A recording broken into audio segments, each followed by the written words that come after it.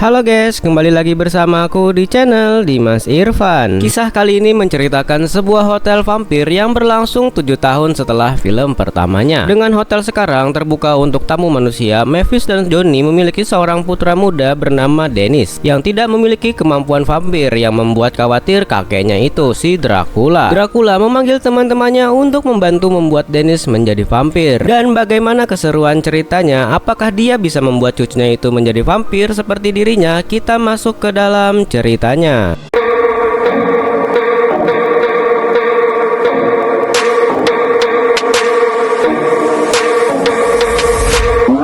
Scene dimulai pada masa lalu, tepatnya di tahun 1897, di mana salah satu kereta kita diperlihatkan Drac bersama kawan-kawannya yang sedang menyamar. Tiba-tiba salah satu anak di sana menyadari bahwa mereka adalah monster dan ingin berteriak. Karena mereka tidak mau memancing keributan, akhirnya dia menghipnotis anak tersebut menjadi kucing jalanan. Setelah hal itu muncullah seorang villain yang bernama Profesor Abraham. Sedikit informasi tentang Abraham ini, di mana keluarganya turun-temurun membantai para monster, di mana mereka melakukan hal itu agar menjauhkan para monster dari para manusia. Profesor Abraham yang mengetahui bahwa di gerbong ini ada beberapa monster dan ia menyalakan korek api. Tanpa disengaja korek api tersebut hampir mengenai muka Frankie, dan Frankie yang panik langsung berlari ke sana kemari. Hingga pada akhirnya kedok mereka sebagai monster pun ketahuan dan Profesor Abraham bergegas mengejar mereka. Mereka semua yang sudah terpojok di atas kereta tidak bisa berbuat apa-apa lagi selain berkata surrender. Drac yang tidak kehabisan akal pada akhirnya ia mendorong teman-temannya keluar dari kereta. Hal itu membuat teman-temannya ini selamat dari kejaran Profesor Abraham, sementara si Drac sendiri ia berubah menjadi tikus agar menghindari terowongan yang tak disangka oleh Profesor Abraham. Semenjak hari itulah Profesor Abraham ini melakukan segala cara untuk menangkap si Drac hidup-hidup. Akan tetapi hal itu hanya sia-sia dikarenakan si Profesor hanya memiliki kemungkinan menangkap si Drac sangatlah kecil. Lagi pula si Drac ini adalah Dracula yang bisa melakukan apa saja sesuai dengan keinginannya. Di detik-detik terakhir saat si Drac akan mengalahkan Profesor Abraham, si Drac ini berkata, "Kami tidak akan menyerah." Dan si Drac langsung meninggalkan Profesor Abraham. Lalu kita beralih ke masa sekarang, tepatnya di Hotel Transylvania, di mana di sana kita diperlihatkan dua sejoli yang akan menikah. Untungnya acara pernikahan tersebut berjalan dengan lancar dan mereka sudah resmi menikah. Tiba-tiba muncullah gempa yang dimana gempa tersebut diakibatkan oleh anjingnya Dennis yang bernama Tinkles. Drac lalu menenangkan Tinkles yang lagi edan-edannya dan langsung membawa si Tinkles ini balik ke kandangnya. Sementara itu pesta pun tetap dilanjutkan di dalam Hotel Transylvania, di mana mereka langsung menari-nari ria dan yang membawakan DJ adalah Johnny. Di sisi yang sama kita diperlihatkan Drac yang sedang galau dikarenakan si Drac ini melihat semua orang yang sudah berpasangan kecuali dirinya.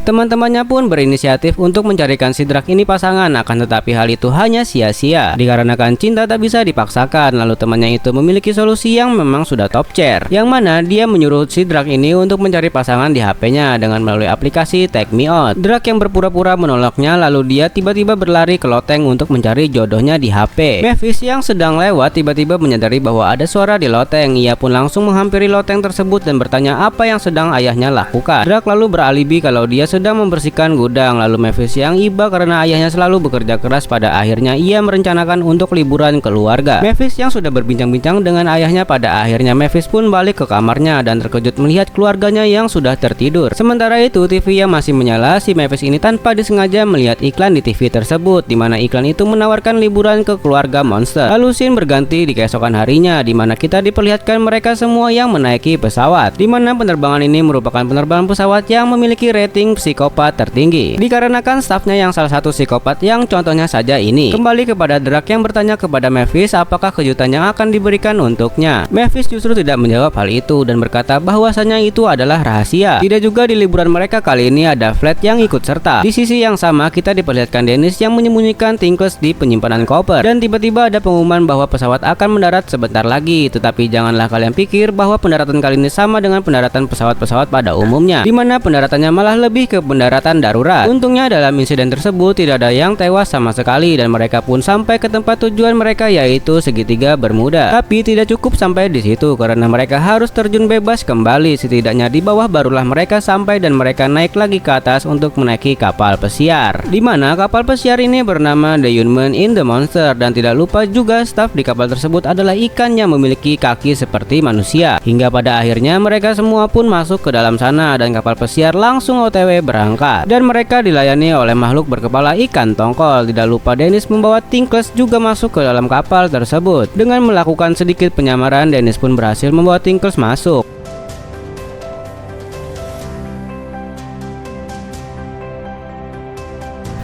Di tengah kapal sedang diadakan pesta kembang api, kemudian datang seorang kapten dari kapal tersebut. Orang itu bernama Erika. Ia menyambut para tamu monster di atas kapalnya. Nah, disitulah Drak menjatuhkan hatinya kepada Erika.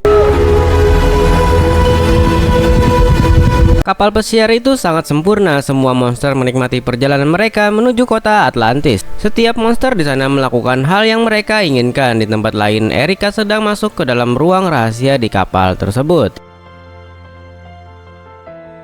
Dan ternyata dia adalah keturunan dari Profesor Abraham. Dia hanya berpura-pura baik di depan semua monster. Padahal dia sangat jijik kepada semua monster di sana. Terus juga dengan bantuan dari kakek buyutnya, Erika berencana membawa semua monster tersebut ke kota Atlantis, lalu menghancurkan mereka semua di sana menggunakan instrumen kehancuran. Drake mengganti pakaiannya, berjalan menuju ke kolam renang sambil berjoget bersama Belobi. Lalu di dalam perjalanan, Erika yang sudah tidak sabar dan sangat ingin membunuh Drake telah berkali-kali mencoba, namun tidak pernah berhasil seperti pendahulunya. Dan semua teman monster Drake tahu nih kalau dia sedang jatuh cinta kepada Erika, tapi Drake nggak mau kalau sampai Mavis tahu. Ia menyembunyikan itu semua dan mengancam semua monster-monsternya di sana. Drake bilang kalau dia cuma pengen membuat keluarganya bersenang-senang. Dan saat ini mereka sudah tiba di pemberhentian pertama mereka, yaitu Gunung Volcano Bawah Laut. Semua monster dianjurkan melakukan diving di sana. Tempat itu adalah tempat pemandangan laut yang indah. Mereka merasa habitat bawah laut bersama dengan gunung api yang aktif. Keluarga Drake juga menunggangi ikan besar dan meniru gerakan ikan-ikan kecil di sana.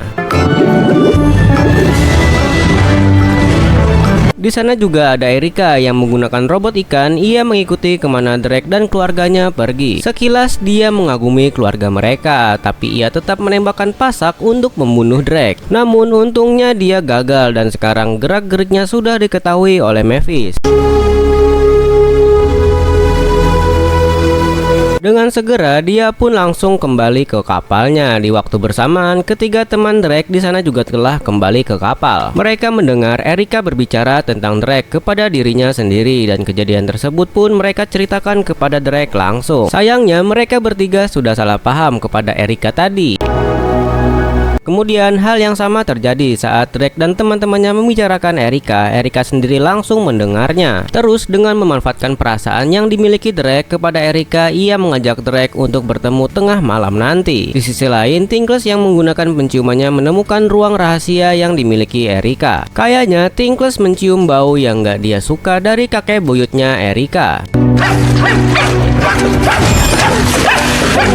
Kemudian sekarang kapal sudah sampai di tujuan selanjutnya, yaitu Pulau Tidak Berpenghuni, di mana di sana Drake ini mengatakan kepada anaknya bahwasanya ia akan menjaga Dennis dan Mavis boleh bersenang-senang bersama Johnny berdua di sana. Mavis yang setuju. Pada akhirnya Mavis ini langsung jalan-jalan bersama Johnny di pulau tersebut. Sedangkan itu ternyata si Dennis diasuh oleh si Frankie dan Drake sendiri sedang asik kencan bersama Erika. Mavis yang sudah selesai bersenang-senang, ia pun bersama Johnny, ia langsung menghampiri mereka yang sedang bermain. Lalu Mavis bertanya kepada si Dennis apakah ada Drake di sana. Akan tetapi Dennis yang masih polos, ia pun langsung berkata bahwasanya si Drake sedang berkencan bersama Erika. Di sisi yang sama kita diperlihatkan Drake yang sedang curhat kepada Erika tentang keluarganya. Erika yang tadinya ingin membunuh si Drake, akan tetapi dia mengurungkan niatnya karena monster tidak sejahat apa yang dia pikirkan. Dari situlah hati Erika ini sudah mulai terbuka kepada si Drake dan mereka hendak berciuman. Akan tetapi aksi mereka tersebut terbatalkan dengan kedatangan Mavis dengan mode beringasnya. Setelah itu scene berganti keesokan harinya, di mana kita diperlihatkan dengan mereka semua yang melanjutkan perjalanannya kembali menuju kota Atlantis. Sementara itu kedua sepasang kekasih monster rubah itu sedang menikmati keenjoyan hari demi hari tanpa anaknya. Mereka yang sedang main kejar-kejaran tanpa disengaja melihat Erika yang sedang berbincang dengan Profesor Abraham. Lalu Profesor Abraham dengan cekatan membius mereka berdua hingga pada akhirnya mereka dimasukkan ke dalam gudang dan mereka menghabiskan liburannya di dalam sana. Scene berganti ke malam harinya, di mana kita diperlihatkan mereka semua yang hampir sampai di kota Atlantis. Tiba-tiba muncullah Kraken yang menghadang kapal mereka. Alangkah terkejutnya Mimin jika kalau ikan-ikan itu bisa bernyanyi, bisa berjoget, dan masih banyak lagi. Tidak sampai di situ, di mana Kraken ini merupakan Kraken yang ramah, bukanlah psikopat. Lalu Kraken itu dengan baik hati mengantarkan mereka semua sampai ke kota Atlantis, dan mereka di sana langsung bersenang-senang dan juga bergembira di sana. Sementara itu kita diperlihatkan Drake yang menghampiri teman-temannya yang sedang bermain, di mana ia menanyakan kepada teman-temannya di sana apakah teman-temannya melihat si Mavis. Dikarenakan si Drake yang ingin jujur soal Erika kepada si Mavis, tanpa disengaja Drake melihat Erika, lalu ia pun mengikuti Erika secara diam-diam. Kembali kepada Mavis yang sedang mencari si Drake, tanpa disengaja Mavis pun melihat si Drake secara diam-diam dan mencurigakan. Pada akhirnya Mavis memutuskan untuk mengikuti Drake secara diam-diam. Sementara itu Erika ini sedang berjalan ke tempat paling tersembunyi di Atlantis. Begitu juga dia sedang diikuti oleh si Drake dan juga Mavis. Erika ini melalui banyak rintangan hingga pada akhirnya ia pun sampai di tempat tujuannya. Dan ternyata si Erika ini ingin mengambil instrumen kehancuran. Sesaat Erika melangkah, tiba-tiba ia menginjak jebakan dan kapak langsung mengarah kepadanya. Untungnya ada Drake yang langsung mengambil kapak tersebut dan menyelamatkan hidupnya Erika. Erika pun langsung berterima kasih kepada Drake dan ia juga tidak menyangka bahwasanya monster mau menyelamatkan manusia. Pada akhirnya mereka berdua pun berdansa sambil si Erika tidak sengaja menginjak-injak banyak jebakan, hingga hal itu mengakibatkan si Drake harus menyelamatkan Erika berkali-kali. Setibanya mereka di atas, Erika langsung mengambil instrumen kehancuran dan tiba-tiba jebakan pun aktif sehingga menghancurkan tempat tersebut. Dan akhirnya si Drake pun bergegas mengeluarkan Erika dari tempat itu, hingga pada akhirnya mereka pun berhasil keluar dari tempat itu dan Erika ingin mengambil kapak di kepala si Drake. Tanpa disangka si Mavis muncul dan mengira bahwa Erika ingin membunuh ayahnya. Mavis dengan cepat ingin menikam si Erika, akan tetapi si Drake ini berkata bahwasanya dia zing kepada Erika. Hal itu membuat si Mavis melepaskan si Erika kembali dan Erika bertanya apa itu zing. Drake langsung menjelaskan apa itu zing kepada Erika. Setelah dijelaskan apa itu zing, Erika pun tiba-tiba berkata bahwa ia tidak bisa bersama monster dan lalu pergi dari tempat tersebut, di mana Erika ini menghampiri tempat persembunyian Profesor Abraham lalu memberikannya instrumen kehancuran tersebut dengan penuh rasa galau. Sementara itu para monster sudah bersiap-siap menghadiri pesta yang diselenggarakan oleh Atlantis dan semua monster menggunakan gelang dan kalung berwarna lalu menuju ke lantai dansa.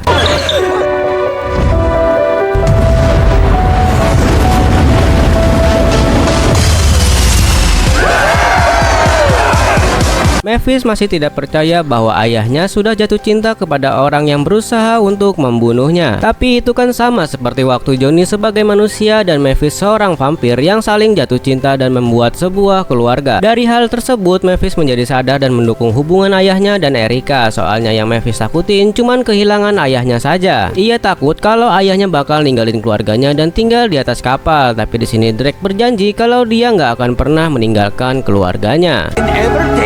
From you and all my family, my cute little tarantula. How could I ever leave you? Di tengah pesta mereka, Profesor Abraham Van Helsing menunjukkan dirinya di depan semua monster. Ia juga membawa cicitnya Erika Van Helsing ke atas sana. Melihat itu, Drake terlihat sangat terkejut dengan kebohongan yang dibuat Erika. Abraham mengambil sebuah kertas instrumen dari dalam batu, memainkan melodi tersebut dan menghipnotis Kraken menjadikannya mesin pembunuh. Kraken menjadi sangat ganas dan semua monster terjebak di sana. Jembatan keluar mereka satu-satunya dihancurkan. Dia juga menghancurkan panggung dansa tersebut dan berusaha membunuh semua monster di sana. Drake yang gak bisa diam melihat itu semua terjadi dan ingin menghentikan kejadian itu.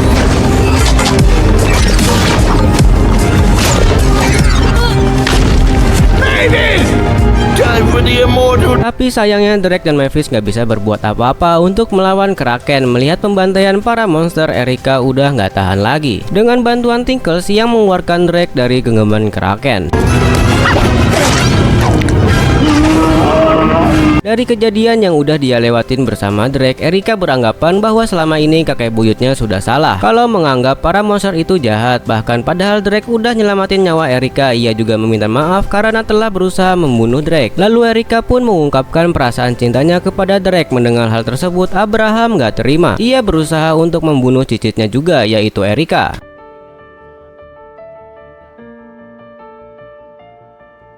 Johnny sudah tahu kalau musiklah yang mengendalikan panggilan Kraken, jadi dia akan melawannya kembali dengan musik.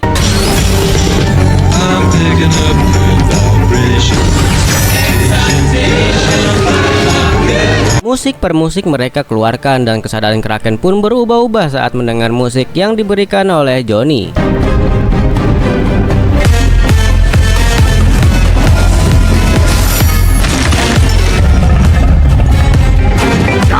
Lalu lagu terakhir Johnny menyadarkan kesadaran Kraken dan mengalahkan Profesor Abraham. Instrumen kehancuran pun sudah tidak bisa bekerja lagi kepada Kraken dan semua monster juga ikut berjoget. Profesor Abraham kemudian jatuh ke dalam jurang. Dengan segera Drake menyelamatkannya. Alasan Drake ingin menyelamatkan musuh bebuyutannya itu sangat sederhana, karena pada dasarnya mereka semua sama. Mereka semua adalah makhluk hidup. We are all the same. I'm sorry. Setelah liburan yang menyenangkan dan panjang, semua monster kembali ke hotel. Lalu Drake mengajak Erika untuk pergi ke atas loteng. Lalu Drake melamar Erika di sana dan Erika sudah mencintai Drake, sudah pasti menerimanya. Tanpa disangka semua monster di sana menyaksikan momen itu. Keduanya lalu bahagia, kemudian film pun berakhir.